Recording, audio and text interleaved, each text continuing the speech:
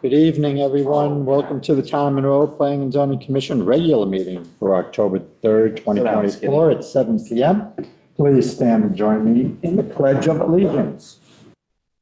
I pledge allegiance to the flag of the United States of America and to the republic for which it stands, one nation, under God, indivisible, with liberty and justice for all. Okay, thank you all. We'll call the roll, starting on my right. Dominic Smargalino, alternate commissioner. Dominic Panitia, alternate commissioner. Ryan Condon, Commissioner. Bruno Maini, commissioner. Robert Westland, Commissioner. Nicole Lupo, alternate commissioner. Kathleen Gallagher, Planning and Zoning Administrator. And Mike O'Reilly, chairman.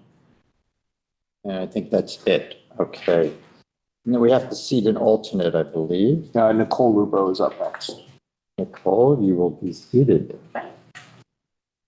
General public participation. If anyone here tonight that would like to address the commission on any topics that are not on the agenda for tonight, it's time to do that. If anyone's here to talk about anything that is on the agenda, any of these projects, there'll be time for that later. So, for this project or Come on up to. in general, or do you have something about one of these projects? This is in relation to nothing current. Come up. All we need your name and address for the record. My name is Aaron Wallen. I live at 142 Garter Road. I'm here just to address you guys on many concerns myself and neighbors have been having in regards to the quarry at 125 Garter Road. Rather than hijacking this entire meeting, going over things I'm sure most of you have heard before, I've typed something out. I don't know if this was allowed or not. I'd just like to hand it off to somebody. Yes, that's good. Very much.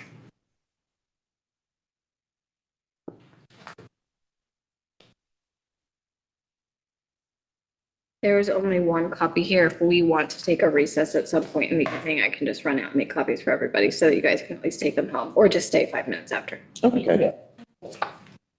Thank you. Thank you. Anyone else that would like to address the commission on any topic that's not on the agenda tonight? That was actually pretty cool. Seeing none, we'll move on to the agenda. First is the public hearing. Let's keep in the whole meeting. First is REA 2024-01, file 1036. This is a text amendment for excavation and fill. Continued from September the 5th. I believe Mary Blackman from Solely Engineering is on via Zoom. Looks like Mary is here. Yes, hi. Good evening. For the record, Mary Blackburn, a registered landscape architect in the state of Connecticut with Solely Engineering, offices here at 501 Main Street in Monroe, Connecticut. So really, since the last time you've seen these regulation language, the only changes that we've made were to incorporate markups from town council and also from town staff. And when she says town council, she means the town attorney. Okay. Sorry. I was like, whoa. Sorry. So we did send this to Town Attorney Lito. He did have a chance to review it. He did have a pretty extensive amount of markups, but not more just formatting and making sure that we're tying into other parts of the regulations. And from a legal perspective, the shall, may, and or, and things of that nature was really looked at and taken care of. And he asked some questions. So that has been incorporated in the last set of the text amendments that you guys have. We have drafted, staff at this point has no other comments. We have drafted a zoning regulation text amendment approval. There are no conditions of the approval. It's basically with standard conditions, as well as outlining all of the referrals, since this was basically a town-wide text regulations, we had to go to all of the surrounding COGs. So Metro COG, Nantucket Valley Council of Governments, Western Council of Governments, and then we also went to the town of Oxford, Easton, Newtown, Shelton, and Trumbull.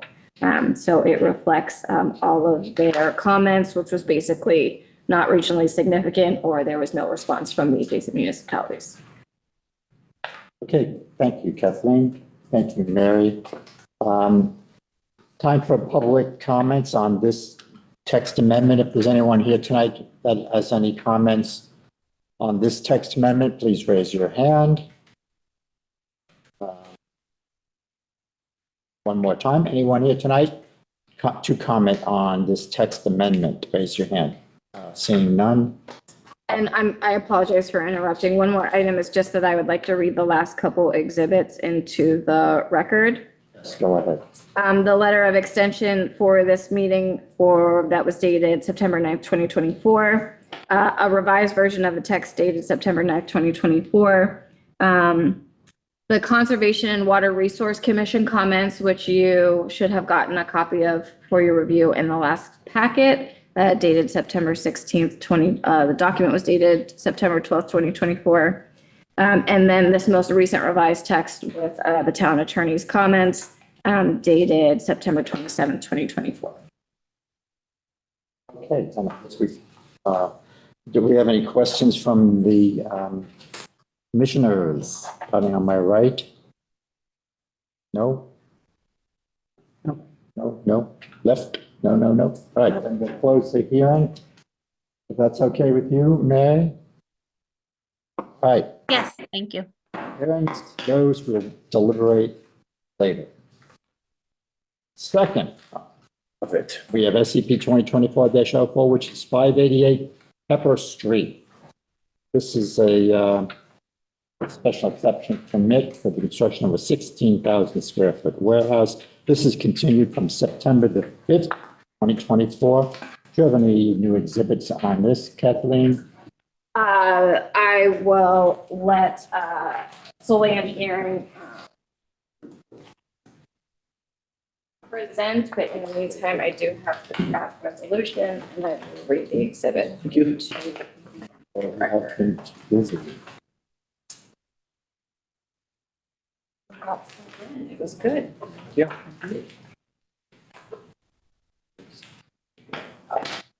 And I just wanted to make sure that's handed out now, as there are a couple small conditions of the approval just for you to take into consideration.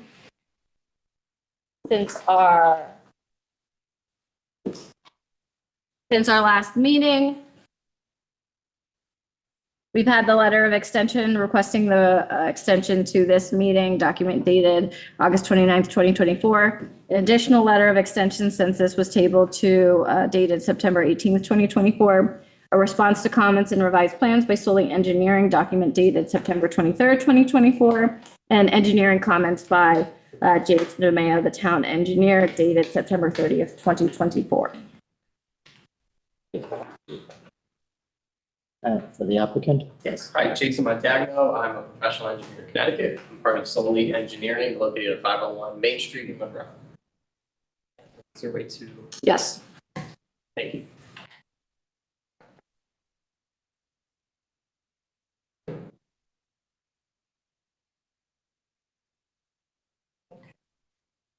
So this is to recap. We presented at least over a month ago or so regarding our project at 588 Pepper Street for the construction of a 16,000 square foot warehouse.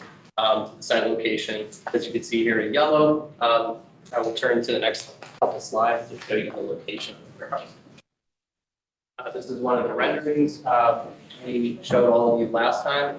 And so I'd like to just kind of go run over the changes that we made since the last presentation so that everyone's up to speed and can comment as necessary.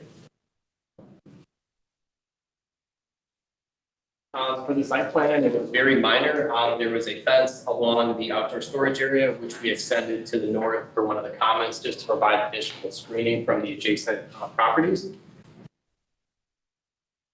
We also just added additional notes and details regarding one of the retaining walls located at the southeast corner of the existing building that will need to be constructed for grading reasons.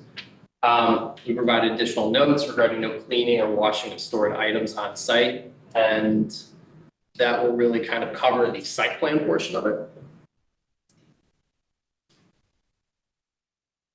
For the grading and drainage system, I worked alongside with James DeMeo to answer his comments. And one thing we did was we just expanded the underground system slightly more to retain more of the stormwater. So we had less volume of runoff going to the southwest corner where there's an existing pipe that crosses underneath Pepper Street and that discharges stormwater to the existing wetlands. We also did not make any alterations to the pond besides just lowering the spillway elevation by about 6 inches. And just in an overall summary, the stormwater is collected from catch basins and along the proposed roof and the existing roof, which gets routed to the underground system in the parking lot area, and it's also located in the outdoor storage area. That will hold back everything from the 25-year storm, and then the larger storm events will discharge stormwater into the detention pond located along the southeast corner of the site. Once that water accumulates there, it'll go through a pipe that is discharged to the southwest corner, as I mentioned. That stormwater then goes underneath Pepper Street to the existing wetlands. So there are no dramatic changes at all regarding the stormwater analysis for our project. In addition to soil erosion, we just made sure that we added additional construction fences at the northwest entrance that would go towards the proposed building to prevent dump trucks and other construction vehicles from going into the parking areas where the current employees and residents of the building are. Other than that, the limits of disturbance did not change. We kept everything the same from a soil erosion perspective.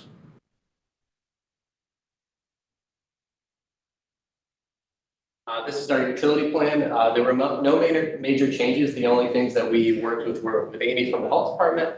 We just shifted one of the distribution boxes for the primary leaching system, and we noted the retaining wall for her comments. One of the things we will do is we will submit the B100A application to her for her review and approval for the existing building.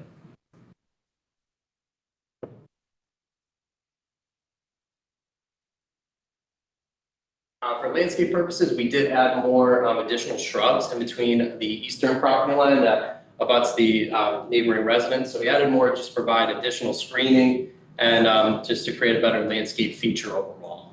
So other than that, there were no other major changes to the landscape plan.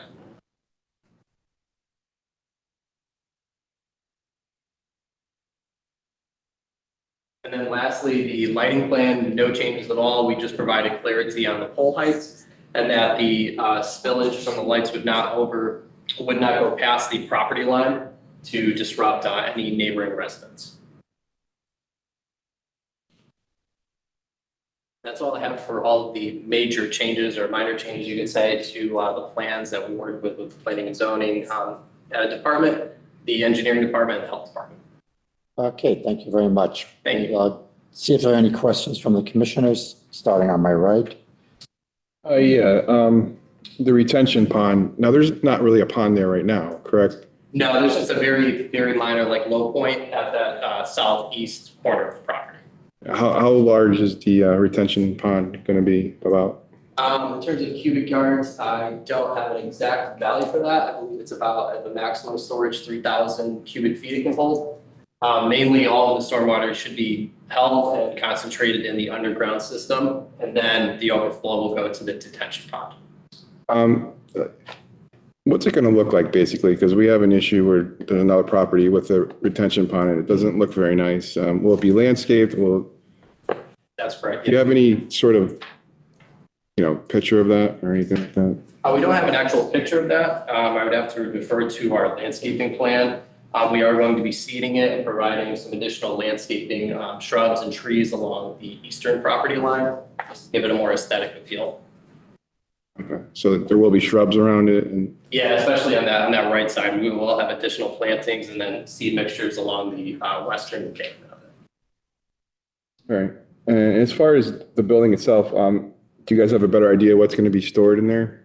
It'll just be relating to the existing owner's business, which he does HVAC, and then any of the materials associated with his carting business would be stored outside in the outdoor storage area. So that would be empty dumpster containers as well as vehicles that are not in use at the moment, just to store there, and then they can reuse them and move them around as needed. So no plans for, let's say, like construction debris, Right. used appliances, stuff like that, nothing like that? That's correct. Yeah, there won't be any of the construction debris or anything like that. So that'll be stored indoors. Thank you. You're welcome. I have no question on the updated revisions. I have no questions. Just to piggyback off Dominic, the retention pond that you have, Yes. I can go back to it.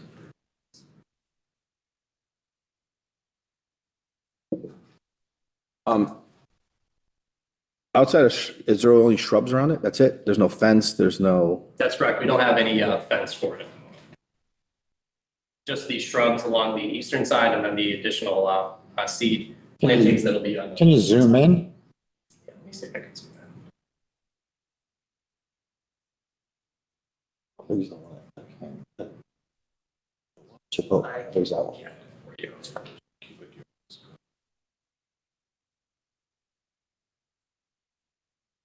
Like how does it, Kathleen, how does this compare to the one at, I heard you say that. I don't know. Yeah, I wasn't here when that got designed. But I would imagine that this is slightly smaller. But you can, I guess this isn't the landscaping plan, this is the grading plan. But just to be clear, they're only proposing trees along the property line and then an understory of shrubs in a linear layer. Everything else is a seed mix. Which again, just requires some maintenance and things of that nature. I mean, just for safety purposes, we don't think it's beneficial to have a fence around it? there is going to be guardrails proposed along the right side of the drive aisle going along up towards the outdoor storage area, just to prevent any vehicles from potentially veering off. And the issue with the property that you're talking about is that it's a series of food establishments, which means there's kids and other things, and I think that Well, was. you're not gonna have that here. Not gonna have that here. That's really fair. All right, I'm good. Based on the current climate conditions, well, what is the likelihood of this retention area having water in it? So we actually did infiltration testing and the results were favorable. So we used that in our model and the ponds will drain within 72 hours.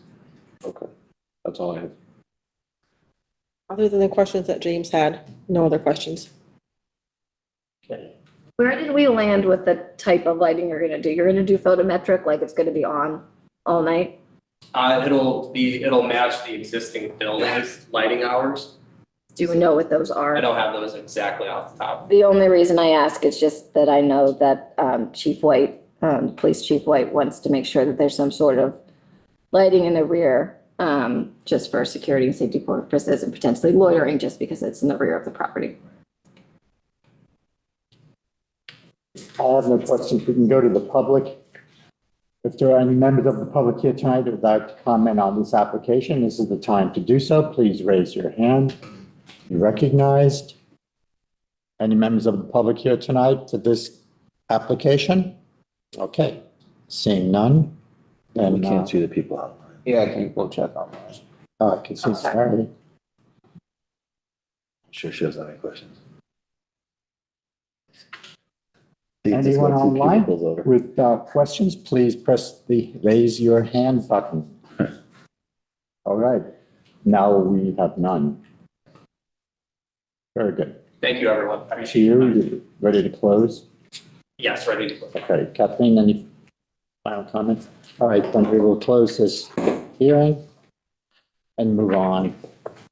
And we can deliberate on this. We've had papers. Next application, ZCA 2024-03, 1380 and 1314 Monroe Turnpike and 43 Bird's Eye Road. This is a zone boundary change, and this is continued from September the 5th.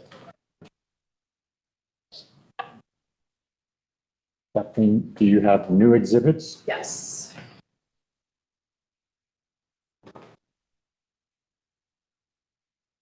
letter from residents dated September 16th, 2024. A letter from the Conservation and Resource Commission dated September 12th, 2024. A letter of extension from the applicant's attorney dated September 19th, 2024. And revised maps and plans dated October 1st, 2024 from the applicant's engineer, J. Edwards and Associates. Okay, and the applicant. Good evening, everyone. Jason Edwards, Associates Engineer Surveyors. Office is located at 227 Stepton Road, Mason. Said we presented this once before to you 2-3 weeks ago. And we now have submitted a couple of some modified plans, trying to take into some account some of your comments. And I apologize, just to be clear, you have those plans at your desk. They came in today, so it was not in your packets. You haven't had a chance to see them, so if you want to reference them.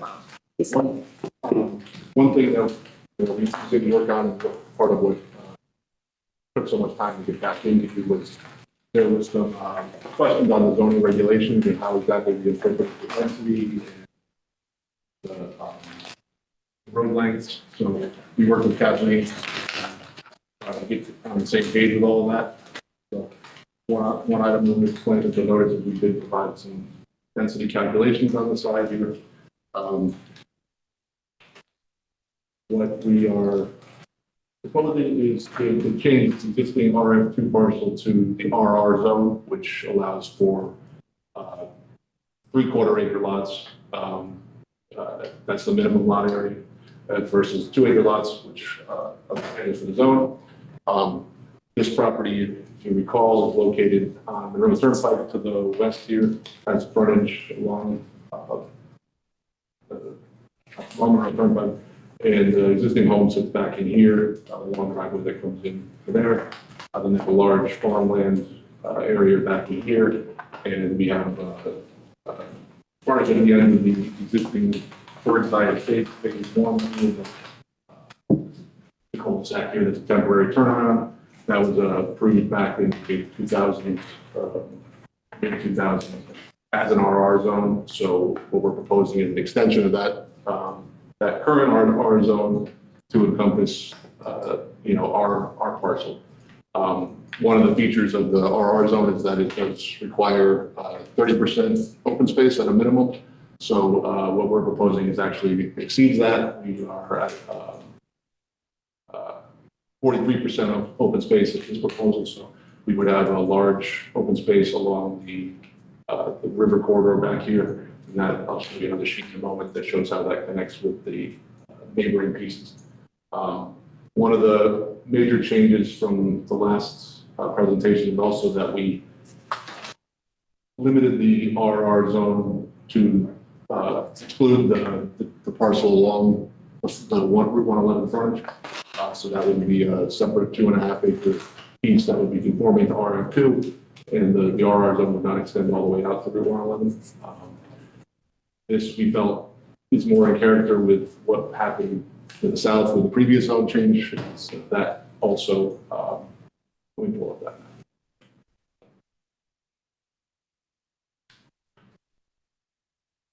This is just the overall map of the area we presented this last time we were in. So this is the parcel that we're discussing. And you can see to the direct south is the existing Bird's Eye Estates, which is a RR zone. I highlighted in green what are existing open space areas that connect all the way out to the south. And this is the Boyce Halfway River corridor here that comes through. There's the blue trail that comes through. So that would allow the blue hatch areas would be the additional open space as part of this development. So it would create a connection between this area and then in the future, if the piece to the north is ever developed, that we could envision this as being open space continuing all the way out to Lakewood. So we think it's a valuable piece for the town in providing a corridor there of open space.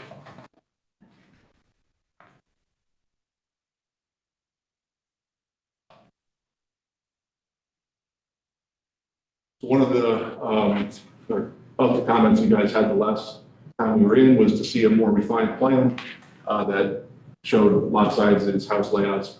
So we've done some soils testing. We've got septic locations identified for each house. We've got a 2,100 square foot house box shown in each location. And these are feasible lots. We also show some drainage areas. This area would be into a retention pond here that would then feed into this wetland. And then another retention pond down in the back here would then feed the lower wetland here. You've got two small wetland pockets in the middle here that would be preserved.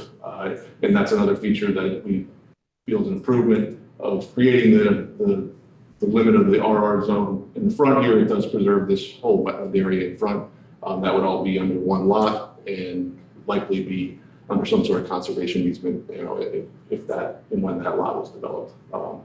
So what we're showing now is a total of 20 lots that would be serviced in the new, 19 of those would be in the new RR zone. One of them would remain at the 2 acre lot out in front. So you'd have 19 new lots.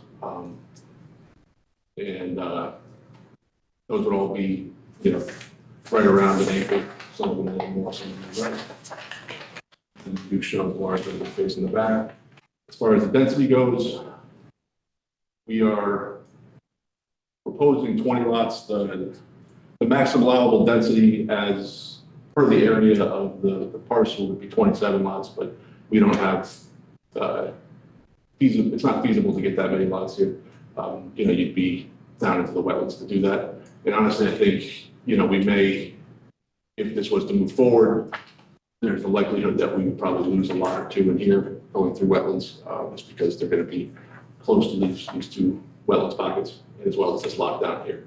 So, I think realistically, you're probably down to 18, 17, something like that would be a realistic number. But I wanted to show you what I felt the maximum was that we would be coming in with in the future.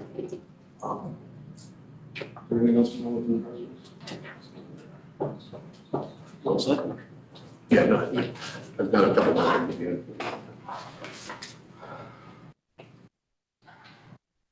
Commissioners, before you tonight, Chris Russo with Russo Resi LLC offices at 10 Saskell Hill Road in Fairfield, here on behalf of the applicant. One of the difficulties that we discussed at the last hearing is that this is for a zone change. And if approved, we would go to wetlands for approval for the site plan and then back to you for a special exception permit. And I want to make that clear. I think Commissioner Lupo, actually, you had the question whether a future site development plan would be permitted as of right, or would it be subject to a special exception permit? It is. We can't just, it's not just an administrative standard. You have to come back. You have all your special permit standards, all your higher level of review, location, size of the use, the nature and intensity of the traffic, the streets, analyzing the streets, the landscaping, drainage, all of that. It'll be that higher level of review. But getting back to it with regards to zone change, we showed a plan about what we're proposing development, but really all that's before you is the zone change. But what I really like about the revision that Jason made by removing that piece along Monroe Turnpike and making it RF2, it achieves a lot of the goals and a lot of the comments that were made at the last hearing. One, it reduces the size of the RR parcel, which reduces the number of lots permitted as an overall. So you're bringing down the density cap, basically. It maintains RF2 along Monroe Turnpike with that 2.5 acre piece. And actually, if I'm able to share my screen. I don't think you can. I'm on the Zoom. Oh, I can make you a co-host. So as a 2.5 acre piece, it's in excess actually the area requirements for the RF2, and it's. You should be able to share. Okay, sure. Let me stop sharing this.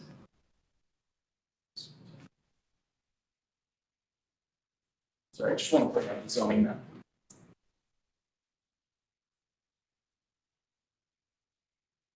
So what you can see is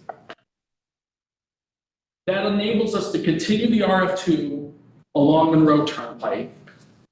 It's a 2.5 acre piece, which actually is bigger than a lot of the neighboring lots. So it's a big, it's a big piece. And the RR gets basically extended up the current line that it's getting extended up Bird's Eye Road. So it's basically maintaining what's there, just kind of extending it up. And then the other thing it does is it locates the wetlands entirely into one parcel, that front parcel. And I think doing that accomplishes a lot of things. One, the RF2 piece that's in the front is big enough that a single family dwelling will easily be able to be constructed on that piece and give the wetlands breathing room. It's not a situation where you're gonna have to go deep into the upland review area or anything like that and encroach on the wetlands. It's a big piece, single family will have plenty of room there. And it removes the wetlands, that western wetlands, which is the big one. It removes it from the RR lots. So now the setback requirements of the RR district ensure that there will be some distance from that wetlands. That usually doesn't happen. You know, there's usually not, there's upland review area, but there's not like a setback from wetlands, particularly in your regulations. But because those RR pieces will border now an RF2 piece, your setback kicks in there, and you know for sure, no matter what, that a building can't be constructed. The setback distance is 30 feet from the wetlands. So you've at least given it a 30-foot buffer. The Wetlands Commission will probably ask for a greater buffer. That's probably, right, it's going to be far away from 30 feet. That's where it'll end up, but at least you know for sure it can't be closer than 30 feet. So I think it really gives that wetland some breathing room. And the other thing it achieves is, listening to the comments from the neighbors, it was clear that they didn't want a connection to 111. And so that will now, that now won't be provided. Some folks thought it was a cut through. I don't really see it as a cut through if it did connect to 111. I just think it's too far out of the way to make sense as a cut through. But regardless, we're not proposing it with this revised plan. It would just come out onto the existing road. And then I think the other thing is by constricting the size, and I probably should go back to Jason's plan. I don't know. She's going to share. Can you share back to if I stop sharing? It's back up All right, perfect. So and I think what you could practically see, the RR, it's not only the size restriction, the minimum size restriction, but there's also the frontage, the 90 feet of frontage that you're required. So you're really not going to be able to squeeze in any more lots than what you see on here. So, again, it's a zone change. You can't condition zone changes. It's its own approval. It kind of stands on its own. But I think there's enough guardrails now that we put in here and then showing you this plan that you could see what type of development, even though you're not approving a site development plan, what type of development can go there. And now I think with this, you have buffering on the Monroe Turnpike side, you have buffering on the back side in excess of even what your regulations require. And I think it's a well laid out plan and a limited plan with revisions that we made.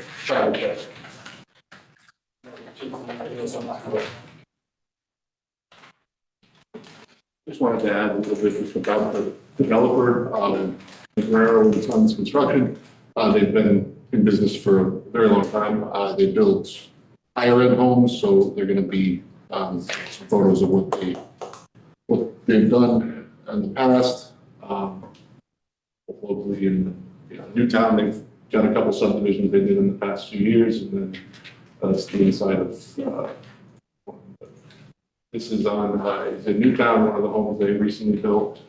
These are selling for anywhere from 1.2 to like 1.6, I think. I think it's 1.7.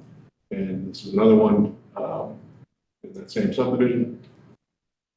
And then this is actually in Westport, which I always thought this was a beautiful house. It's a little bit older, but this was probably 6,000 square foot house, high end, very high end stuff. So, you know, he's going to be, whatever's built here is going to raise the property values of what's around it, the surrounding neighborhood. So I personally think it's a good project for the town, and I think this would you know, really benefit the surrounding neighborhood as well. That was all I had to add. Thanks. Okay, thank you. Are you good? Yeah. All right, let's go to the commissioners for questions. Start on my right.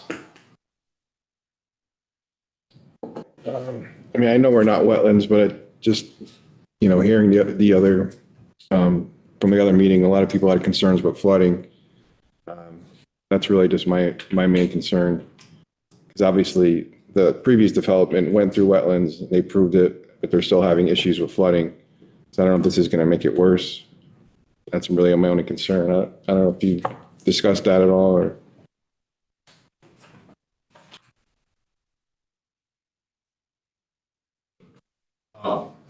You're talking about people in the Burnside spaces to the south. Yeah. My opinion that this will improve that scenario, because right now you've got this entire site, it's farmland, and it's all just sheet flowing down here across these fields, and it gets picked up essentially at the property lines here and then directed into their drainage system.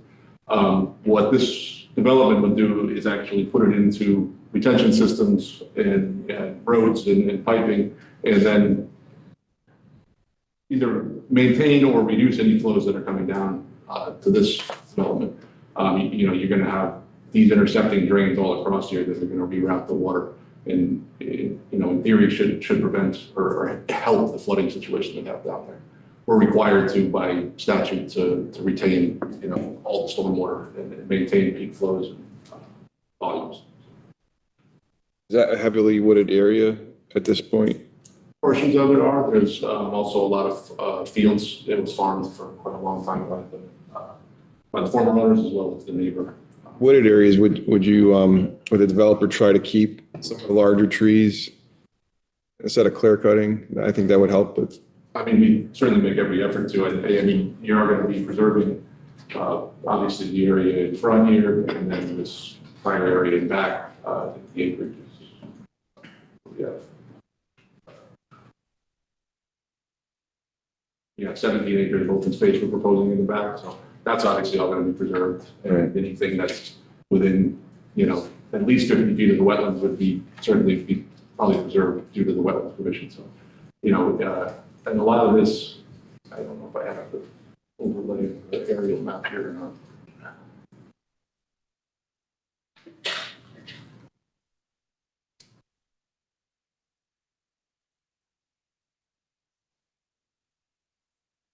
You can kind of see it here.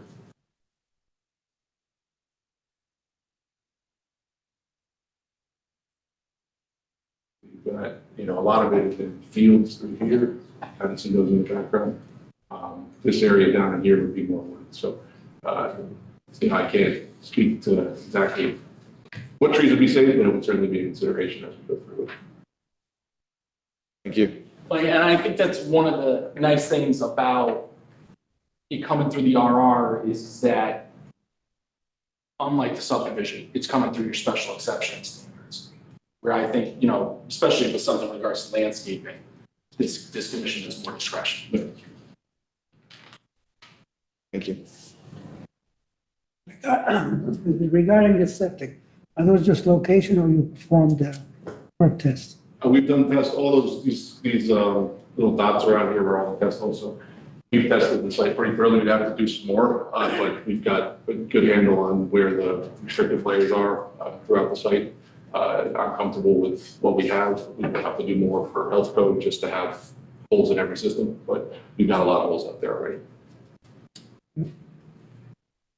A couple questions. So with those holes, thoughts on blasting on the property? Is any of that going to I mean, it's always a potential, but I wouldn't expect to be, no, I wouldn't expect a lot of it at all. You know, you didn't get a lot of ledge. It was more hard pan layer with you know, modeled ground water down about 24 to 30 inches, which is pretty common for that area of town. All right, and really focusing on the fact that this is just a zone change or potential zone change. Currently, the zone, if this were to be developed as a subdivision, how much open space would be required for you guys to give to us? 15%. Yeah, you know what a grand idea what that number would be? Should be, so if we were at 30% of 12 acres, so half of that should be 6 acres basically, which And then with the zone change, the required open space would double? would double. And what we're proposing is yet another. Not what you're proposing, because again, you're proposing. Right, yeah, If something else comes, that might not be part of the proposal, but really, we're looking at potentially doubling the open space on the property. Yes, you'd have to, yeah. So next question, if it were currently developed as a subdivision, what is the number of houses that could be potentially put there? The max number? I know You'd probably be at 14 to 15. So. Okay. And with the zone change, the max number is not what you're proposing, but what the max number would be? 20. 20. All right. So we're getting a couple more houses, but we're preserving twice as much land. Yeah. Would be what we're looking at just with the zone change. All right. That's it for me. Thanks. The other thing, and I think we had this discussion last time too, the fee in lieu is available to the subdivision. That's in your hands really, so I mean, but that is available in the subdivision route. It is not available in the RR. Okay. So the RR really would guarantee that much open space. Correct. If it were to come and develop now, we would have the decision to take money instead of, well, money towards the town's open space instead of the. So speaking of money? All right, thank you. We went over this in subcommittee. It's exactly as you proposed it. It's really not much different. More of my questions will be once you get past this process. So you're a funny guy, by the way. I'm glad you like this project. That was funny. I like that. Well, it makes it easier because it's a win-win because. It'd also be weird if you didn't like the project. You know what? When there's something that revision that I think is a win-win because it reduces the size of the RR, so it limits it to basically because what I understand what you're worried about is what's the max that we can come back with, and we don't want to go there, but you have to consider that. But I think by removing that piece, it gets us to, you know, where we're looking to develop, which is the 20 lots, but it also assures you that you're not going to get, I'm trying to find the nice word for it, but that somebody's not going to come back and, propose something that's in excess. So I think that's what we achieve with it. Makes it my job easier, so I like it. Glad you like the project you're working on. Very important. No, I mean, like I said, most of my questions will be for the actually construction phase if you get that far. So. Thank you. I think I'd like it better if it were cut back to where you got to the maximum amount of building lots in the RF2 zone. I know you've cut it back one lot, and if you were to take another 2 to 3 out at the end of this cul-de-sac, it would be a whole lot more appealing. And my question is, how big are these houses that we're thinking about? I know it doesn't pertain to this tonight, but in the future. What we're showing on here are 2,100 square foot lots, so. Which are not reflective of the houses we saw before. Those houses were. How many square foot are those, Joe? You can say 500 and 4,000. So they're longer, but they're. Typically on a larger home, there's better finishes and that type of thing. So I don't think those were representative of what we're going to see at 2,100 feet. Well, that's just the floor, but I mean, up times 2, so 3,000, 4,000 like that. So it's a 4,000 total, you're saying? Yeah, I'm saying the box we show is 2,100, so if you're 2 floors, you'd be. Okay. So, yeah. Okay. That's all I have. Can you just review again, since the RR does include recreation, what's the plan for the recreational part of this? We hadn't really, well, I mean, just passive recreation is really what we anticipated. There's a trail that goes through that open space now. And we would be willing to incorporate access to that somewhere if that was something the commission wanted to see as we went through. Whether it's, we do have room to, potentially there's a driveway that accesses the existing home now. One idea was to put either some sort of a access point out here and then have a pedestrian access all the way to the rear, or we could do some sort of pedestrian access off this cul-de-sac that once it's built, or the other cul-de-sac, and get into it that way. But there's a couple options we can look at there. And has this been brought before inland wetlands yet? No, that would be our next step. Okay. It was, however, referred to the Conservation and Water Commission, and they have a letter in here, which is favorable because they are very pleased with the amount of open space and the connectivity that it would provide to current natural resources. Okay. No other questions. Thank you. The other thing I just wanted to add with that is you have some discretion as well about how the open space is used. So that's in the regulation. Such land shall be located where approved by the commission shall be dedicated to recreation of open space by such covenants or restrictions as may be required by the commission.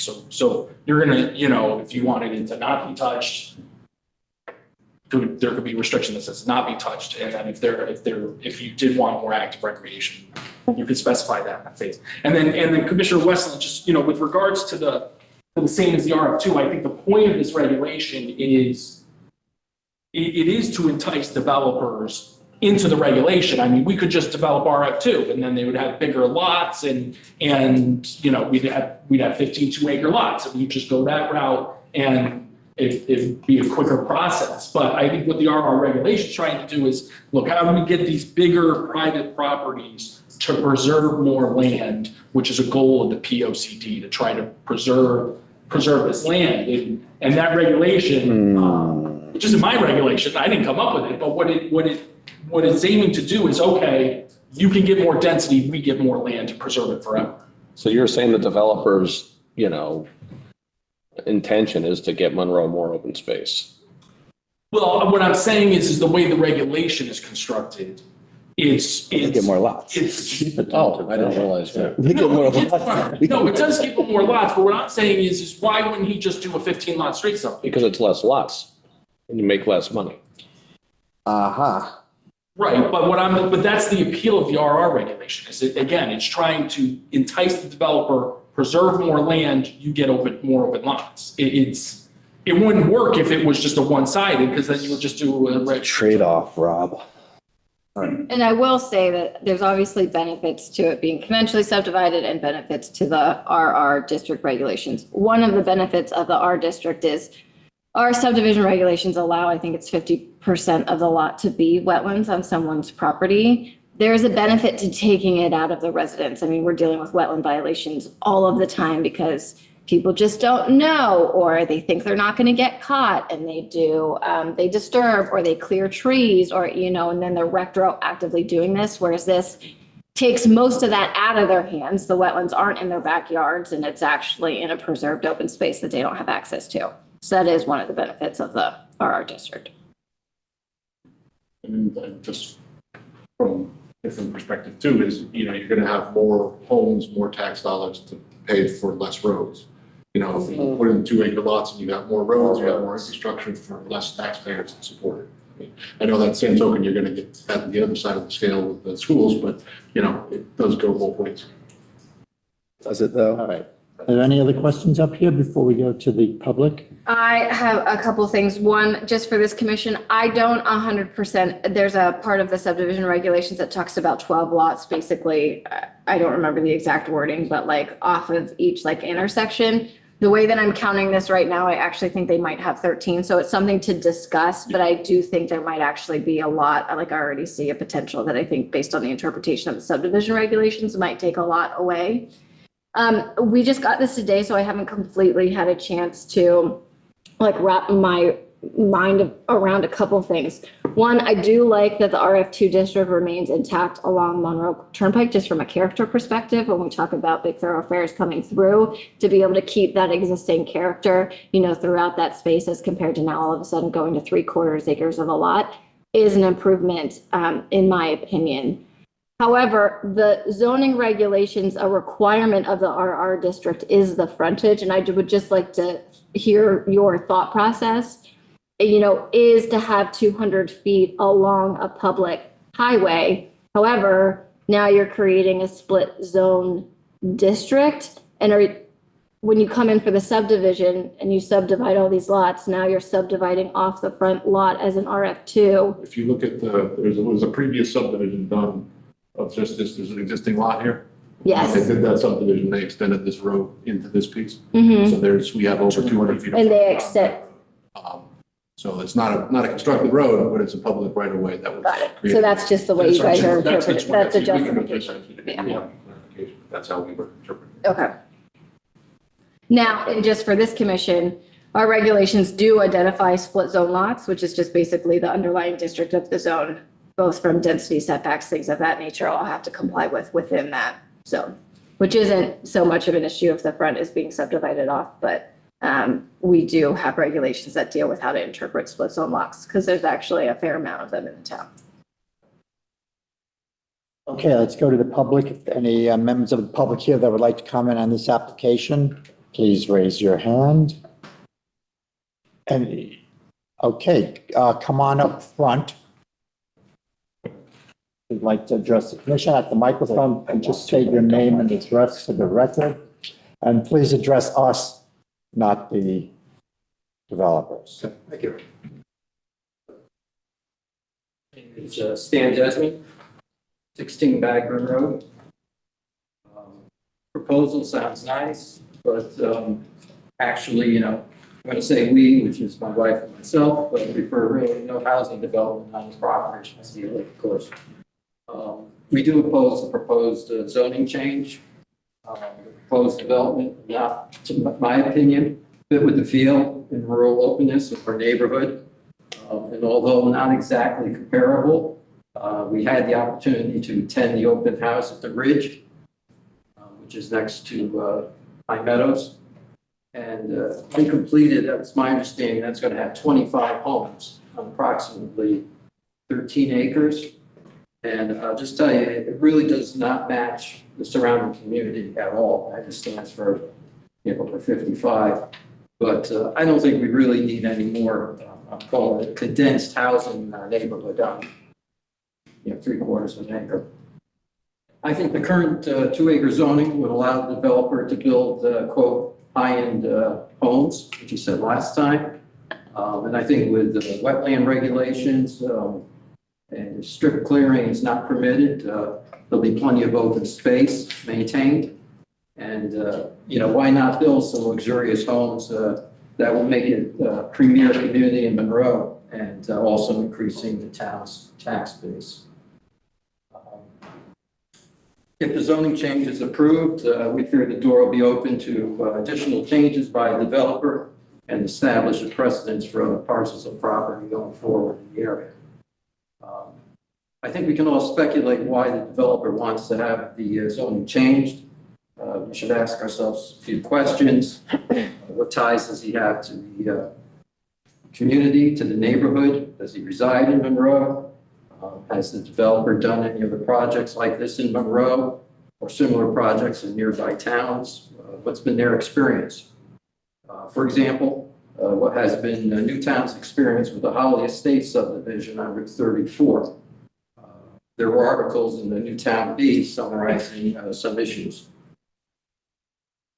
We're concerned, as we mentioned last time, about, negative effects on the environment, mass clearing of the property, wildlife, wetlands, water runoff, water table, road access, traffic, safety, pollution from, septic tanks, storage drains, lawn runoffs, etc. So I'd like to consider to keep the zoning the same and allow us to keep our beautiful neighborhood. Thank you. Thank you for your comments. Could you do me a favor and sign? Sure. Is there anyone else here tonight that would like to address the commission on this application? Is there anyone online? Let me see who's online.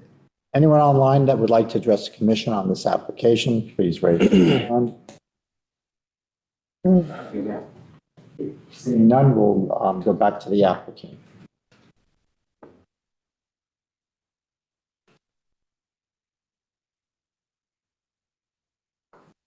Just in response to that comment, I think, regarding the neighborhood where we're creating here, I don't think you have to take our word for it. It really was the folks who came up with Bird's Eye Road last time and talks about how great their neighborhood is. And what we're just looking to do is extend it up, and there'll hopefully be more that'll add to that neighborhood. And my client is experienced. He's done a number of these developments. He did one in Newtown, right? And so he's an experienced developer, showed some examples of his work. Again, they're sorry about that. With regard to your zone change standards, I think this satisfies, particularly with regards to the POCD, sets a goal at creating the first set of housing in the town, but also trying to maintain open spaces to preserve, the ecosystem here in Monroe. And that's what this RR regulation does, why it was created. Again, to attract developers to it because, yes, it gives them more lots to create, but it also ensures that the town is able to preserve more land rather than your traditional subdivision. These are protections. It's going to be preserved as open space in perpetuity. It will last beyond any of us, that you don't have to worry about that land being developed. It also ensures you have to go through a process where not only do we have to go to wetlands, we have to come back to you and go through your special exception permit standards, which is an increased level of review.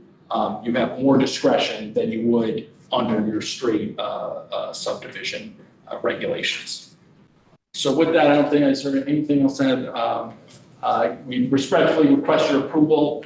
We think this is in keeping with the neighborhood, the way we've now revised this plan in maintaining our F2 on Monroe Turnpike and just extending the RR zone, which is literally abutting the site up to the site. Happy to answer any additional questions. Thank you. Do we need anything back from them or can we close the hearing?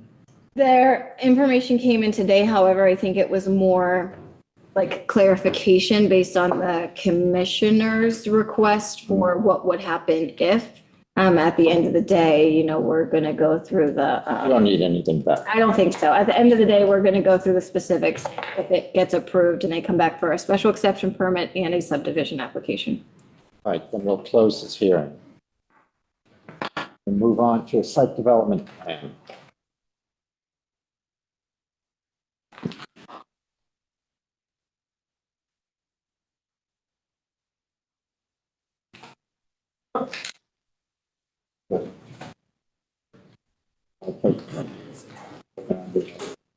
Me? Guys want to ask anything like that? Yeah. All right, well, commission will stand in recess for 5 minutes.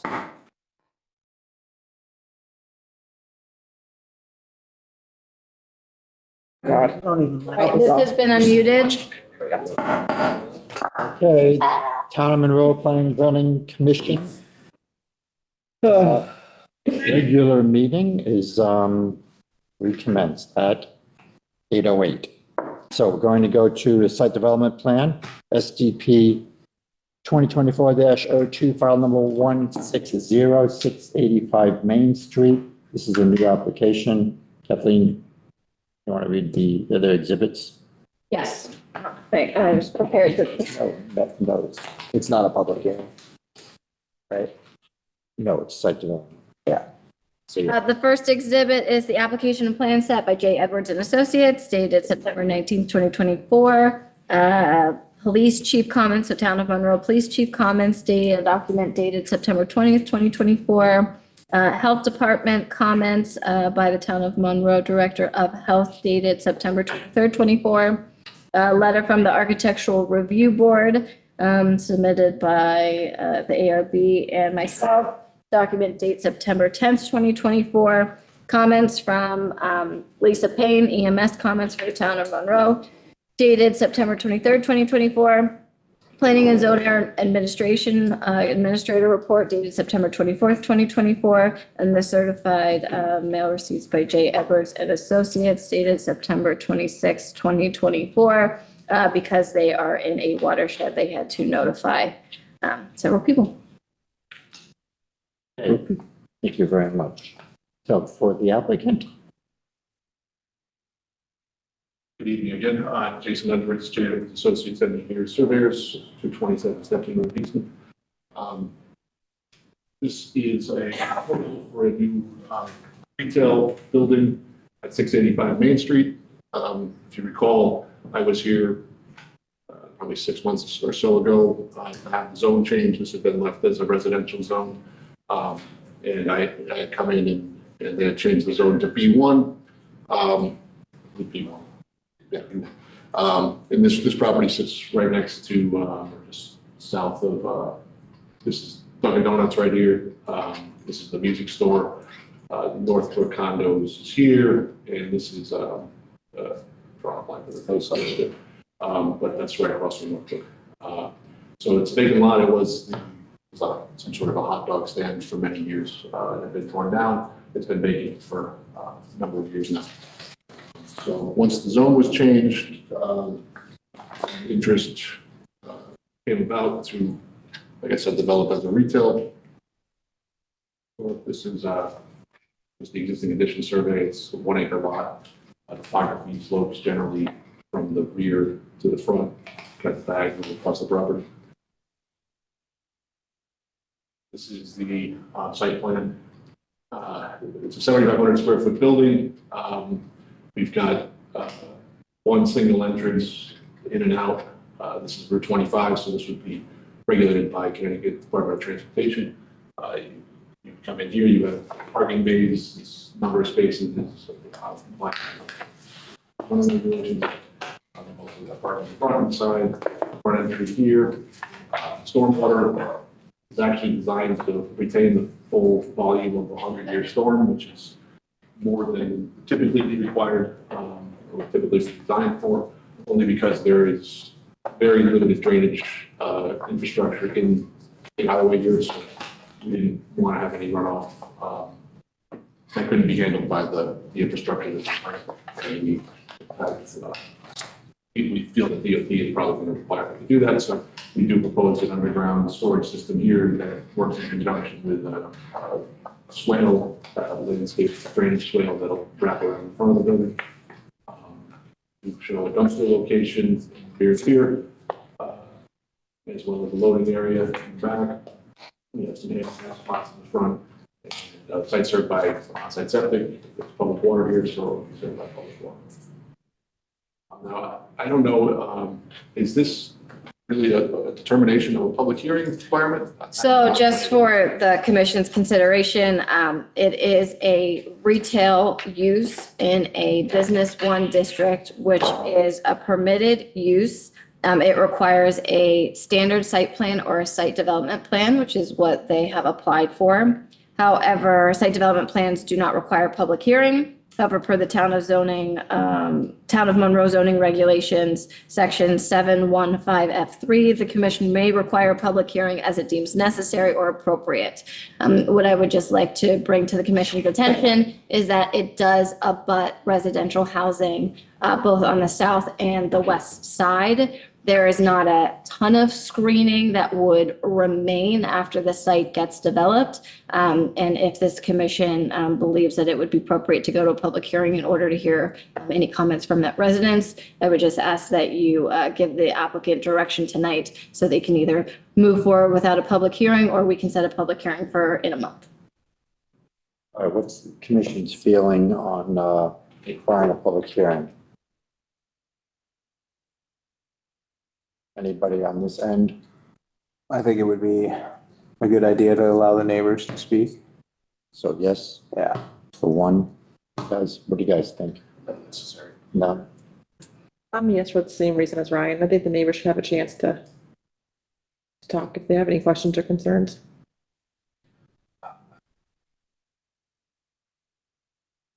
I don't feel it's necessary. Okay. Guys. Let's go to, Yeah, there's the tiebreakers right here. no, we have two more. We have an aerial view, like a, Google, not Google. It's not a real vote. We can talk. Yeah, you guys are involved. You think it should be a public hearing or just site development? There will be, there's obviously the residents on the corner here, and then there is some neighbors that back up to the rear here. If I recall, some of the neighbors did come out during the That's correct, initial, yes. so I think that's why I think it would be fair to let them at least voice their concerns. they did come out. They came out during the zone change, if I recall. And some in favor of the zone change, Yeah. I believe. So it is both ways. I want to make that clear. Some of the neighbors directly behind them. Yeah, but I think it would be good to allow them to talk. I don't see harm in allowing them to They should address us. get involved, that's right. Yes. Yes. But they, are the Dominics split or are they? On the fence? What fence are you on? I don't think there's a fence plan. I'll say yes. There is actually planned against the residential district. The preponderance Get off the fence before you damage it, bro. of the commissioners believe we should have a public hearing. Is that what you guys want? Yes. So. There you go. What should we do tonight then? If you think that there might be an approval of public hearing, I'd like you to vote on it tonight so that we can get it scheduled for, it would be November 7th. Oh, you mean an official vote? Can you do an official vote? All right, so- Because by default, it doesn't require a public hearing, so if you guys. Does everybody vote on an official vote? Make sure that you have a majority Oh, vote. the seated members. Just the seated members then that would vote. Yes. Change the ratio. So it's still up to you, Mike, to decide, man. Yeah. That's All up to right, so I Mike. said yes, we should. Okay, there it is. So can someone motion I to, make a motion to change or to move SDP 2024-02 file 160-685 Main Street to a public hearing on November 7th? on November 7th. Okay, a motion by Condon, Second. second by Lupo. We'll call the roll, starting on my right. Condon, yes? O'Reilly, yes. Mayini, no? Westland, no. Lupo, yes. Okay, So so they need to then just. So then you're done for tonight there, buddy. Thank you. Do we know what type of business is looking? Oh, I mean, what are you gonna do? Are you gonna ask questions now? You're done. You're done. Hey, is that, Hey, folks, able to turn off here? I'll tell you. is there a fire truck to be able to get in there? How many ADA spots? 60 hours. If you look at. All right, so now that we don't have a site plan development, we do have two. Yeah, okay. Can I actually, and I apologize, I should have done this at the beginning, can I actually ask for 2 requests of changes to the agenda Two requests. For today? Almost. for today? No, November 7th. One is the schedule of planning and zoning commission meetings for 2025. You've all been given copies tonight. I would love to be able to agree and vote on that tonight if possible. Add that to the agenda? Yes. All right, that's, It has to be voted by 2/3 of the vote to add it to the agenda. okay. I'll make a motion to amend the agenda to include the 2025 regular meeting schedule, discussion and voting. All right, Second. motion by Condon, second by Mayini. We'll start on my right. This is all members, I believe. Oh, Smirglio, yes? Yes. Condon, yes? O'Reilly, yes. Mayini, yes. Westland, yes. Lupo, yes. Thank you. And the other is a request from the applicant at 205 Spring Hill Road, SCP 2024-02, file number 1661A. And they have had a couple hiccups trying to get their endorsed set of plans into staff to have it be endorsed by the Planning and Zoning Commission. They received an approval earlier this year. And the plans had to be signed by October 15th, 2024, and they would like to request a 90-day extension. So if it's possible to add that to the agenda as well, so that they're able to have that extension before their expiration on the 15th. Okay, motion? I'll make a motion to add the consideration of the extension request. Okay, motion by Condon. Second by Mayini. We'll call the roll, saying on my right. You're in. Yes. Oh, yes. Condon, yes. O'Reilly, yes. Wayne, yes. Westland, yes. Lupo, yes. Unanimous. It's All right. unanimous. Yeah. We're good now on the, We are unanimous. all right, so now we're on deliberation. Yes. All right, so we have two drafts before you. We'll start with the zoning regulations text amendment, RAA 2024-01, file number 1036. This is now for seated members only. You all seen this, you have the wording in front of you, it was mailed out, you have the draft here. Are there any questions on this?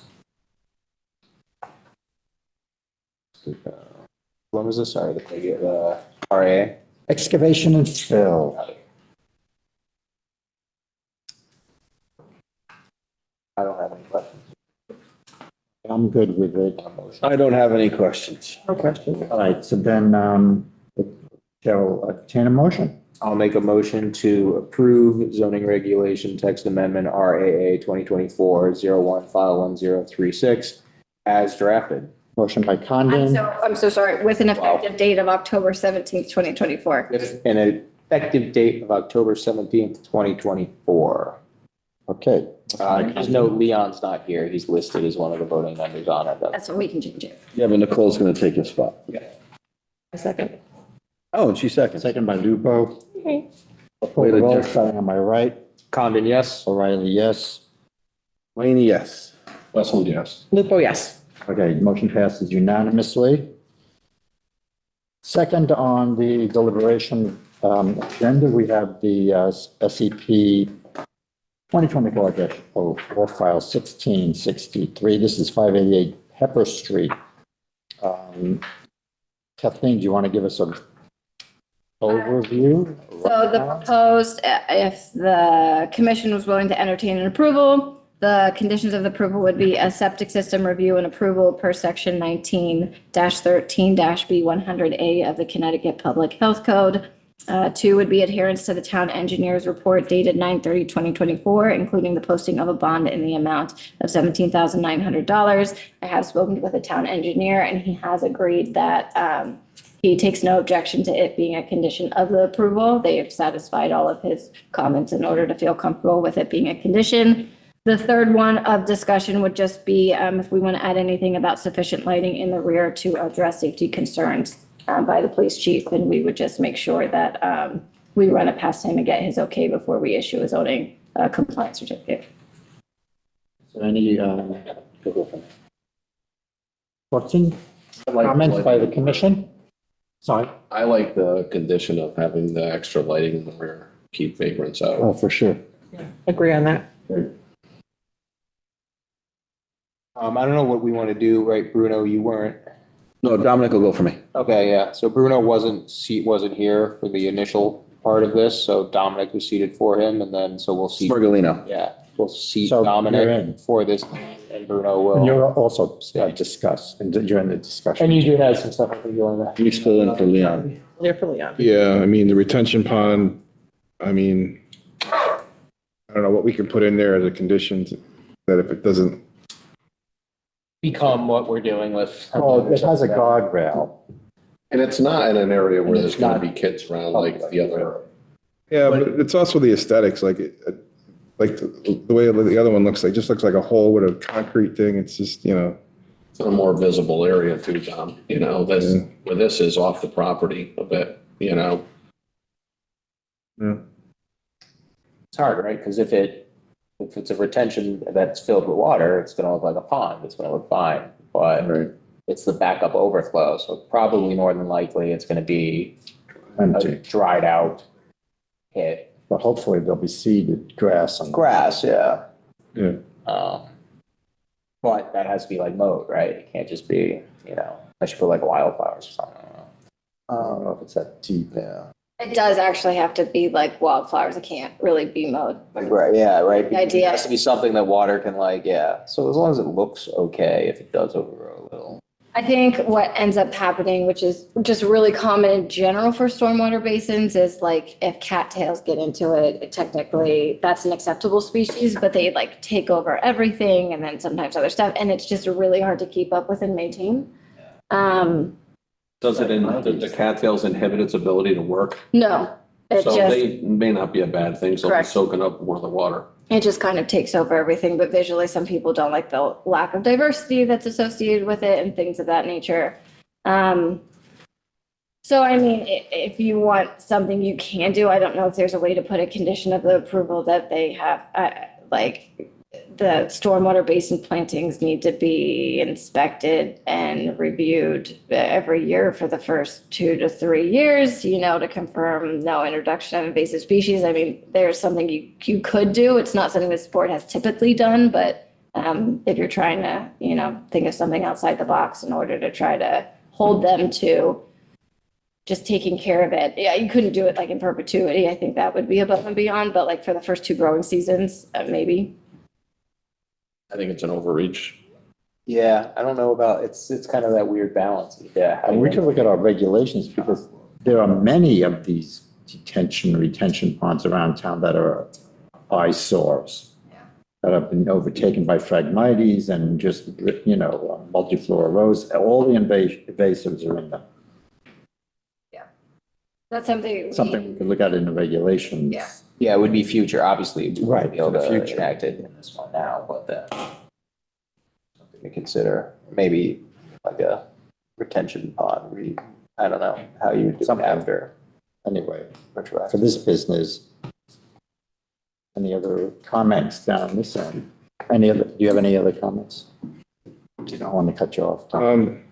I don't know if we want to put in there, you know, what's restricted for storage, you know, just in case they want to pull the switcheroo and turn this into a separating facility.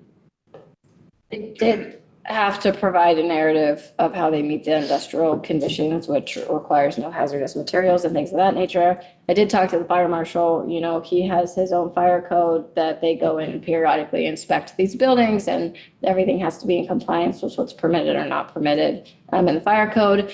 And as it relates to your concern about like a sorting and handling facility, that's a use issue. So that's actually a violation. So if for some reason they decided to use it as something else, it would be a violation of what you're permitting, you know, for it to be denied, which is a warehouse use, which has a clear definition in our zoning regulations.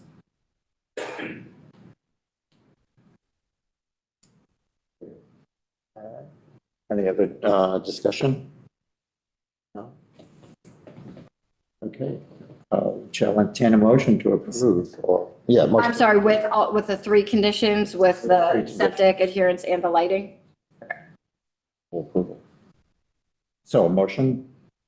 Anyone? I'll make a motion to approve SCP 2024-04 file 1663 with the 3 conditions. Okay, a motion by Condon. Second. Lupo. Second by Lupo. Call the roll, starting on my right. Iuliano, yes? Condon, yes. O'Reilly, yes. Westland, yes. And, Lupo, yes. okay, the motion passes. Approved. Congratulations. It's nice being on the outside for one. All right, we have It's a little monkey wrench. pending minute meet. The only other things you guys did close 1380 and 1314 Monroe Turnpike. So I don't know if you want to start to generally Direct. deliberate, so you can direct me on if you want me to draft something. All right, 1380 and 1314 Monroe Turnpike, 43 Birdseye Road, the zone change that we just talked about. So we would be with, Us 5. It would be the 5. Nicole, you're on this one also to deliberate on. This is a zone change. The Conservation Commission has chimed in that they're in favor of this. And we just heard a discussion. Yeah, well, so I know it's hard with these to, you know, try to not pay too much attention to what has been shown to us as a development, because that can change. You know, there's nothing binding Could be that says they can sell the zone change, they could sell the property, and then somebody else comes in and says, okay, we're allowed to do this. That's why I wanted to stress what's the max that could happen with those zones. I mean, the way I see it right now, it really is just a discussion. It's, do we want to gain more guaranteed open space, but allow more houses? Or do we want to limit density, but also limit open space? And wetlands is protected in a sense, but it is protected, but it's not open space. I mean, open space is something that can be accessed by the public. That's kind of the big difference. Wetlands, you can't build in them, but it's still private property. I can't just go and start fishing in somebody's wetlands, for instance. So that's kind of what I'm looking at and trying to decide what that balance is. You know, when the development comes, we're definitely going to need to talk about, you know, Access. houses, bedrooms, what we're going to be looking at for, I mean, right now, 40 potential of 20 houses is 40 to 80 new students maybe to the school. So, versus, you know, That can't be- 15, it's that not can't- much better. That can't be part of your decision. No. I'm just saying versus what it would be for the zone change. And it could be. It's a zone change. We're upping a density of the houses. That's absolutely something that I could think about. Is what changing the zone will allow more houses, which Bless you. could do that effect. It could add more school. And if you, the regulations do discuss No, right. this briefly, which is that an RR district shall be established only in areas where such district will have no significant detrimental impact on the environment, have a water supply provided by the utility franchise to serve the area, and be so located that it can be served by present or projected community facilities without undue cost to the town. So, All right, any other discussion? Well, I mean, I agree with the guaranteed extra open space. You're not going to have homes on that area forever. Now, take into consideration also, it's going to be untouched land. I get that. If it's to be kept in RF2, we're not going to be building on that space either. It's going to be somebody's private land that is not going to be a buildable lot. So it's going to also not be built on, but it's going to be owned and potentially developed with one house. So, you know, by having the extra, you know, open space is nice, don't get me wrong, but I don't want to mistake that for the fact that, you know, you're trading that for additional building lots. You're not. You're just trading it for somebody's private land. It's going to be open either way. It's going to be open. Yeah. It's just not going to be usable or have the potential for the RR use. So, you know, you will not have any more additional development. You'll have less development with the RF2 and you just won't have it open to the town. There's a little bit of clustering though here too, so you do save on pervious surfaces. with the zone change. Yeah, with the zone change. Like we approved we were talking about clustering subdivisions as being beneficial. This is some clustering also. How do you save that? Save what? How are you saving on impervious surfaces? Less roads. If they were to build out the area now that's reserved for open space, they'd have to put roads over there. Okay. It's a consideration.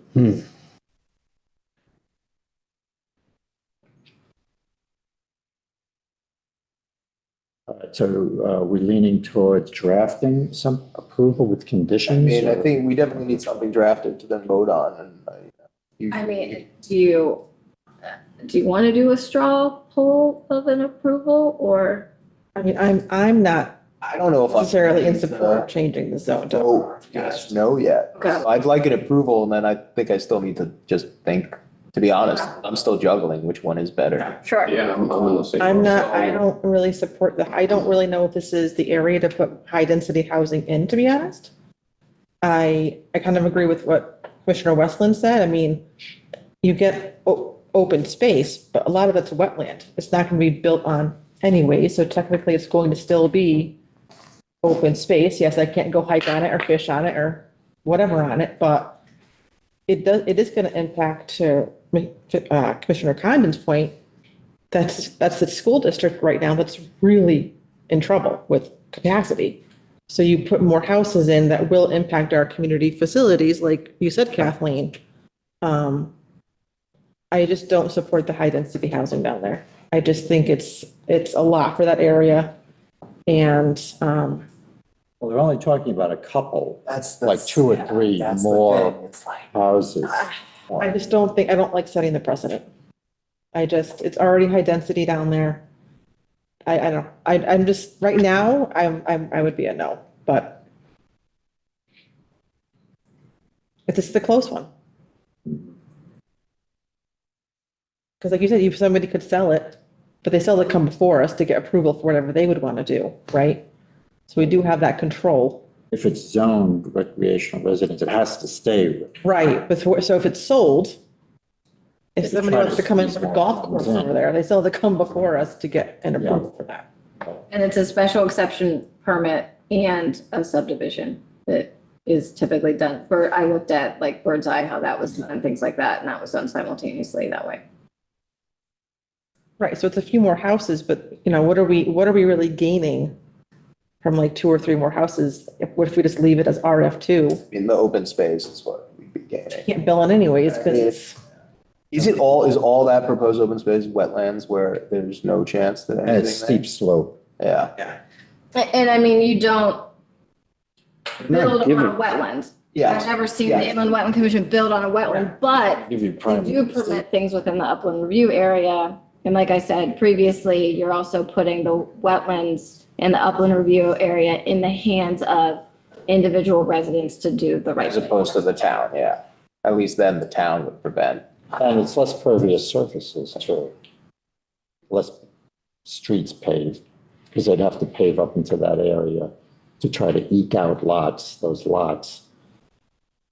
And to be honest, the RF2 district is 10% building coverage, so there's no site coverage requirement. And can't they come right out onto Monroe Turnpike then as well?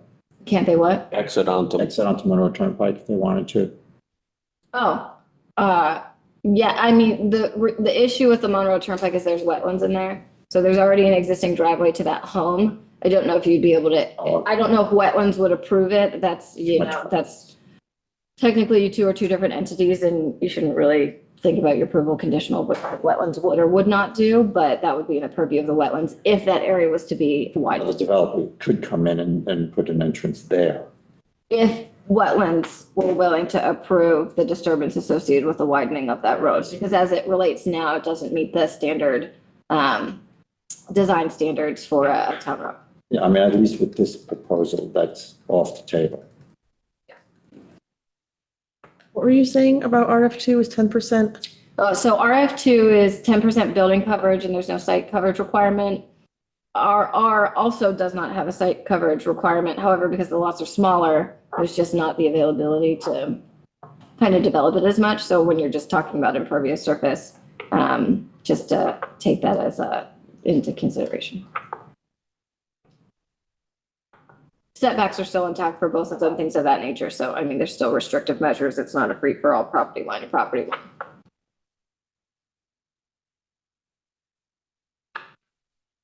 You want to draft an approval? I'll draft something. Okay, and then we can, Let's have some. well, we'll have to make a decision next meeting. Yeah, when we vote on it. Well, don't you have to draft both then? I might, that's what I'm like, I'll draft something now. Yeah, I mean, so do you have to, that's what I'm. no, you can vote on. Just draft the approval I and draft everybody votes approval. no. And it doesn't pass. Yes. Someone can make a motion for a denial. Yeah. And you can vote on that. As opposed So to I would draft. suggest that we have both. Okay. I didn't want to necessarily commit that I would do both, but I'll do both. Because I think it's the right thing to do, and then you guys have it. Because if you draft an approval and it doesn't pass, technically somebody else could motion for another approval with like the conditions being different or things like Change. that. Like you guys can go through a series of steps. So even if you vote on an approval and it doesn't pass, someone could make a change to the approval, like adding another condition, and you could vote on it again and things like that. So Put a limit on the number of lots. not as part of this, because that would be part of the special exception permit. Right. Right now, this is truly just a zone change. Change, okay. All right, then why don't you do that? And have your arguments ready for next meeting. All right, pending meeting minutes. 9/5/24.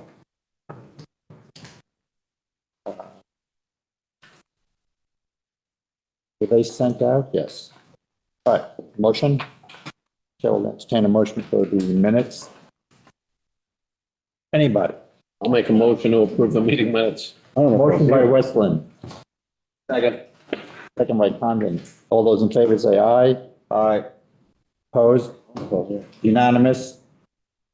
Okay, good. And then we have a extension, I believe, that we added to the agenda. Yes, 909 Main Street received an approval in December of 2022, 2023. What is wrong with me? 2020.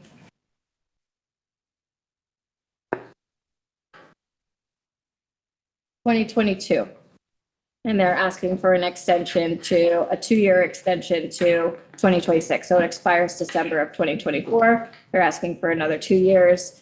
They have made some progress. I think the owner had some health issues in some of those items. He actually had a couple violations, as well as his surety bond expired, and he's been working with staff over the last couple of months to resolve both of those items. So we're very appreciative of him working with us. That is why you can see this was dated, well, I guess you don't have the letter. He made the request July 25th, 2024. We have been pushing it just because we wanted to make sure he had an active bond, and we wanted to make sure that any of the questions related to any potential violations were resolved.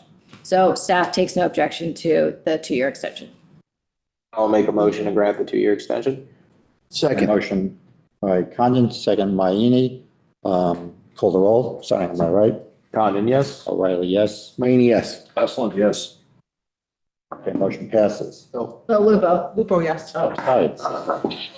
Everyone enjoying the party or not? Gotta speak up down there. I will try better. All right, next. The added item to the agenda, which is a request back. for an extension for 205 Spring Hill Road, SCP 2024-02, file number 1661A. Get Leon back. I'm sorry. To extend, the original date of the final plans had to be submitted and endorsed by October 15, 2024, and they would like to extend for a 90-day extension. What do you guys think? And staff? Yeah, they just had some issues, I think, with communication with the client and things of that nature. I know that they're working on it. We just weren't able to get them. I make a motion to approve the 90 days. Okay, motion by Mayne, Second. second Westland. Call the roll, am I right? Condon, yes. O'Reilly, yes. Mayne, yes. Westland, yes. Lupo, yes. Okay, Thank you, motion Nicole. I'm sorry, who was the passes. second? It was Ryan? Rob. Rob, thank you. Thank you, Nicole, for joining us. And then the third thing was the 2025 meeting schedule has been submitted to you, as we do every single year. We have to do this, vote on it. It has to be signed by the chairman, and then it gets recorded with the town clerk, and it's the official regular meeting schedule for 2025.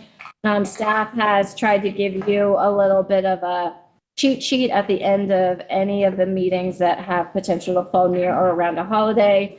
Doesn't really change the schedule because it's going to be what it's going to be, but we have the option, like January 2nd, if we really wanted to, we could just cancel the meeting. I'm not going to be in February, so can we drop one of the February meetings? It's a regular, we can cancel at that time. Sorry? I wouldn't change the regular schedule because it's consistently, the same every single month, but On all of February? Yeah, Australia. What country are you going to? What kind of life is this? Where are you going? Australia, Oh, He thinks he's retired. Bring back Vegemite. sure, for you. like a crikey. but it does need to be voted on. All right, so let's, June 19th, town hall is closed, so we might as well scratch that one. Again, I think it's more, I think the thought process is you cancel it at that time and then maybe we can reschedule it. That's how I was told it was done in the past. I obviously wasn't here last year.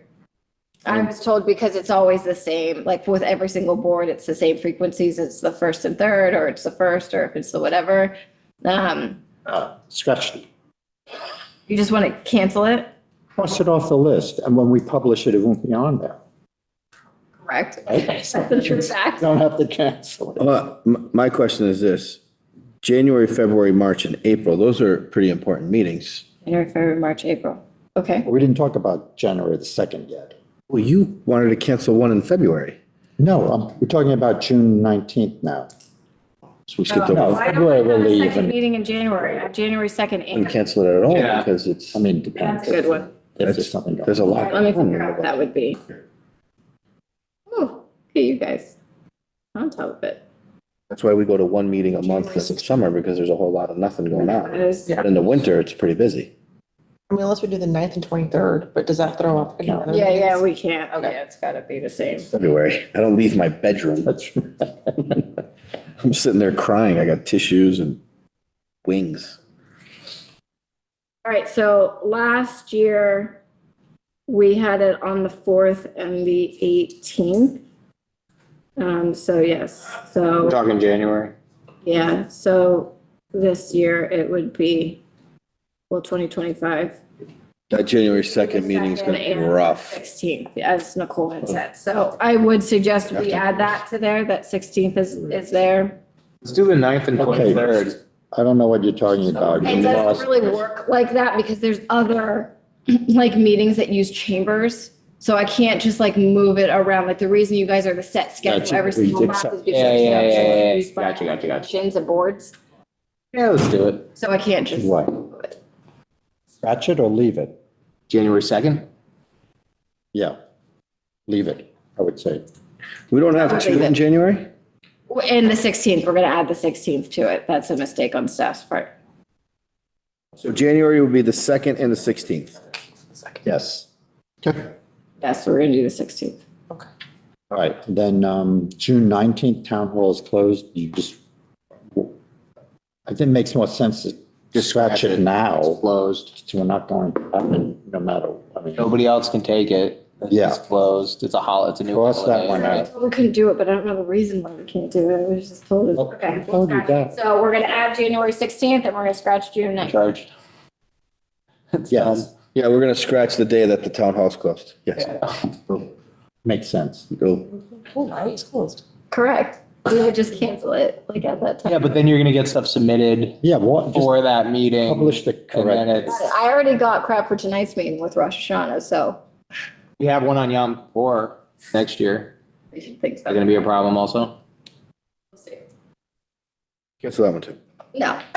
So January 6th, so if. Meetings. It's all May. If we think it's an appropriate time to entertain a vote that adds January 16th to the schedule and removes June 19th. I make a motion to the 2025 regular meetings with the addition of January 16th and the removal of June 19th, the day town hall is closed. Thank you.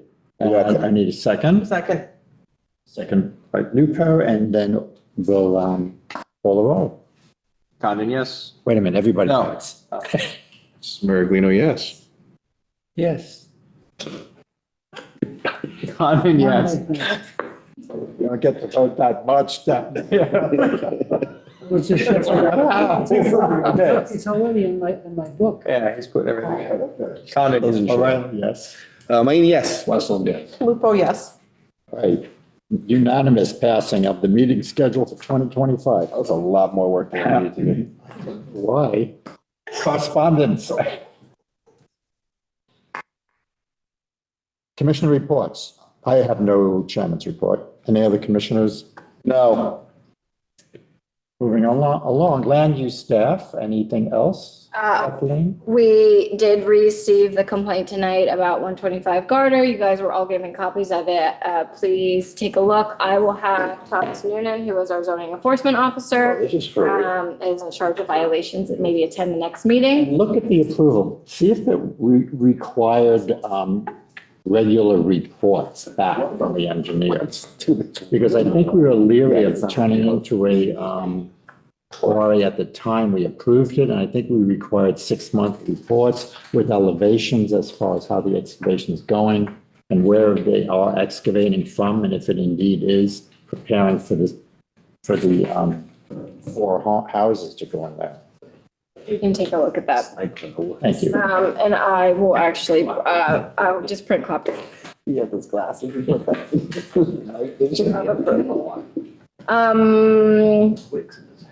The big item in town is that we are currently working towards a certificate of occupancy for Aldi at 205 Monroe Turnpike. There's an Aldi coming?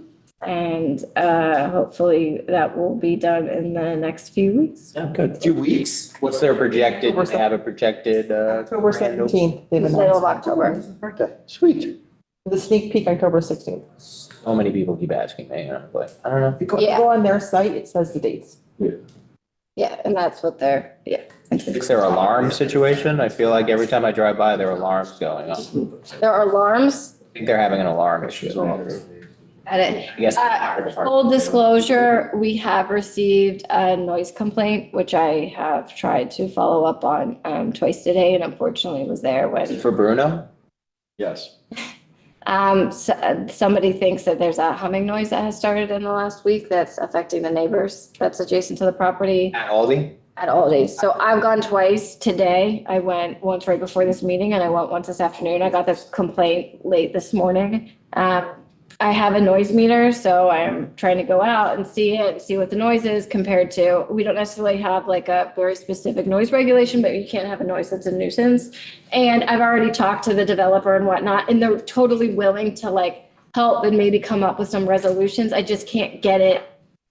Like, I just can't record it. I just can't seem to be there when Does it's the actually. developer have any idea what they're talking about? No, he went and checked, and actually the refrigeration guy was there when I was there today, because I was, some rando walking around the parking lot with a noise meter. So, he stopped me and was just like, what are you looking for? And so we talked through some of the refrigeration and some of the other stuff that's going on. So we haven't been able to quite figure it out. I've been there a couple times just as part of like the certificate of occupancy review. The wetland enforcement officer has been there. We've been there. We just haven't been able to hear it. Now, they did send me an audio file, and it is, there's definitely something going on. We just have to figure out the timing so that I can actually like. Check with the fire department or the market, because I swear I heard somebody told me that there was like a day where they had to go out a bunch because an alarm kept. It's a hum. Supposedly it's a constant hum. They're claiming they can't sleep. They can't open their windows because it just hums all night. Night. Did you go out there at night or not? I'm gonna stop by after It's gotta this. be a utility over there. I just got it this morning. I just got the complaint this morning. Transformer, maybe? I didn't know, and everyone's like, oh, maybe it's O'Reilly's or maybe it's this or it's that. O'Reilly's isn't far enough not to have a hum. It's like a consistent, It's a utility of some sort, so. it's a utility of some sort. Is there a chance it's a transformer on the road? Or, we're gonna look at all the different options, but I'm just trying to catch it in action. So we are working through that. We are taking that very seriously because if it's the consistent hum would be, very detrimental to a resident. Yeah. Like, sure. Yeah. So we're taking the complaint very, very seriously, and we're trying, I've talked to a couple of the neighbors to try to figure out if we can like narrow it down to when it's actually happening. But You need a subcommittee meeting? That's up to this commission. We have been dealing with a storm. That's now starting to somewhat trail off, so we're a little behind on some of the other zoning requests. So we can hold off. So if we're okay, let's just hold off for now, but I do like to keep it on there in case we need it. Do you have anything else that you'd like to add before we adjourn? I don't think so. Well done. To adjourn? Motion to adjourn. Second. All those in favor? Aye. Aye. Yeah. Opposed? Motion carries. Meeting adjourned.